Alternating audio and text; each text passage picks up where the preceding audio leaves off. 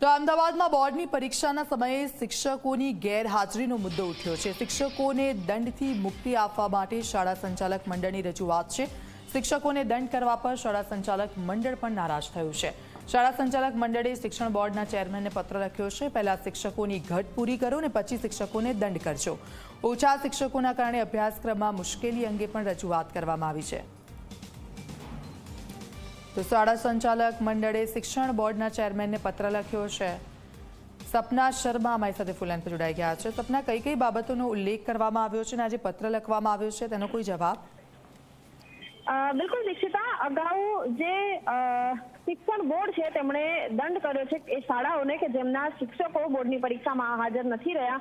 આ સામે જે અમદાવાદ શાળા સંચાલક મંડળ છે તેમણે નારાજગી વ્યક્ત કરી છે અને તેમણે વળતો પત્ર લખ્યો છે કે શિક્ષકોને દંડમાંથી મુક્તિ આપવામાં આવે, કારણ કે પહેલાથી જ જે શાળામાં આચાર્યો, શિક્ષકો અને અન્ય જે સ્ટાફ છે એમની ભરતી કરવામાં નથી આવી। પહેલાથી જ સ્ટાફની કમી છે અને એની સામે બોર્ડની પરીક્ષામાં હાજર રહેવા માટે જે પ્રકારે આદેશ કરવામાં આવ્યા હતા એમાં જે શિક્ષકો ગેરહાજર રહ્યા છે તો તેમને દંડ ન કરવામાં આવે તે પ્રકારની રજૂઆત કરવામાં આવી છે। દીક્ષિતા, બિલકુલ આભાર સપના સમગ્ર વિગત બદલ।